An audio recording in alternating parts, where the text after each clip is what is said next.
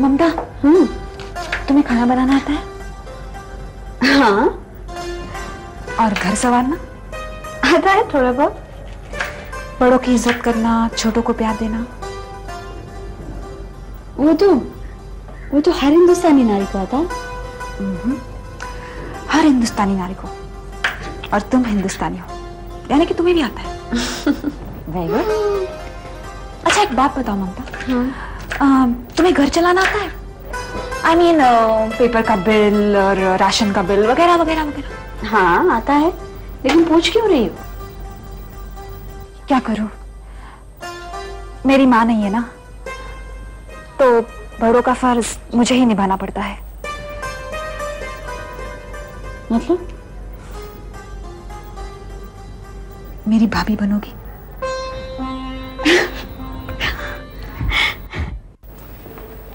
भैया भैया, कैसी लगी ये ड्रेस आपको? बहुत अच्छी, वेरी बिकमिंग। गेस किसने बनाई? I don't know. किसने बनाई? ममता ने। Really? और अच्छी ड्रेसेस बनाती हैं? She's really too good भैया।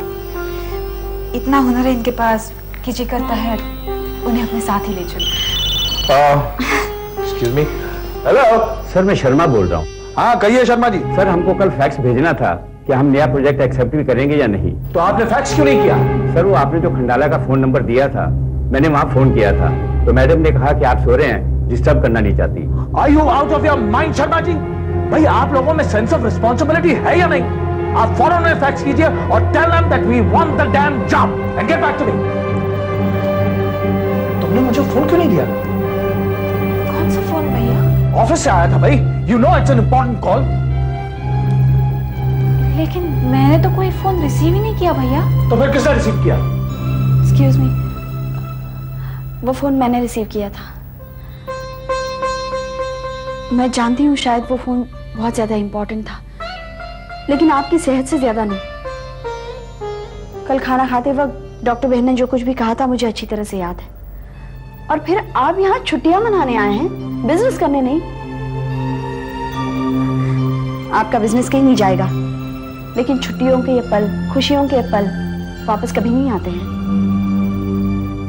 आप शायद कहेंगे ये सब कहने का या करने का मुझे क्या हक है, लेकिन जहां अपनापन होता है वहां हक लिया जाता है।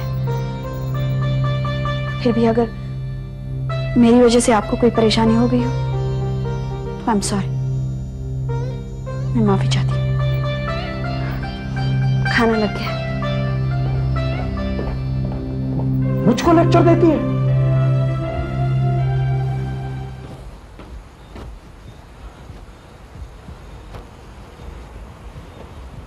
सागर, क्या सोच रहे हो? डॉक्टर, मैं सोच रहा था कि देखते ही देखते वक्त कैसे गुजर जाता है। प्रतिभा की शादी हो गई, कल को सोनिया की शादी हो जाएगी। यार इन लड़कियों की शादी होने से घर बड़ा सूना हो जाता होगा ना? हाँ सागर, मैं तुमसे इसी सिलसिले में कुछ कहना चाहता हूं। कहो। सागर, तुम शादी क्यों नहीं कर लेते? Come on doctor, not again. पहले की तुम्हारी मजबूरी में समझ सकता था, तुम्हारे भाई बहन छोटे थे, मगर अब तो राहुल, सोनिया, क्षितिज भी बड़े हुए हैं। और फिर तुम ये क्यों नहीं सोचते कि तुम्हारी शादी के बाद उन बच्चों को भाभी भी मिल जाएगी? अरे डॉक्टर, उनको भाभी नहीं चाहिए, क्योंकि मैं उनके लिए सिर्फ भाई नहीं बल्कि बाप की तरह हूं। उन्हें मां चाहिए होगी, और कोई भी औरत ये नहीं समझ सकती। क्यों नहीं समझ पाएगी सागर, क्यों नहीं समझ पाएगी?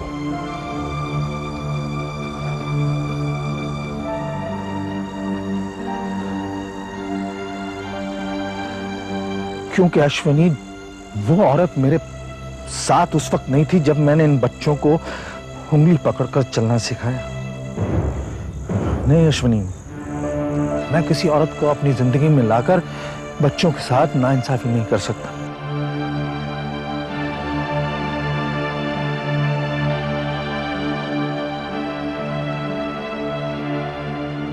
तुम तो मेरे दोस्त हो. Why are we discussing all this?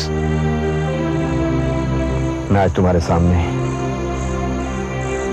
एक भाई की हैसियत से अपनी बहन का रिश्ता लेकर आया हूं. ममता सिर्फ नाम की ममता नहीं है, बल्कि इसका दिल भी ममता से भरा हुआ है. सागर वो पूरे घर को अपने आंचल में समेट लेगी. मैं जानता हूं अश्विनी, उसका दिल ममता से भरा हुआ है और इसी बात का डर है, क्योंकि हर औरत शादी के बाद मां बनना चाहती है. You tell me one thing, एक बात बता मुझे, कोई भी औरत, दुनिया में कोई भी औरत अपनी कोख को सूनी रखकर क्या मेरे भाई बहनों को अपनी औलाद की तरह रख सकेगी?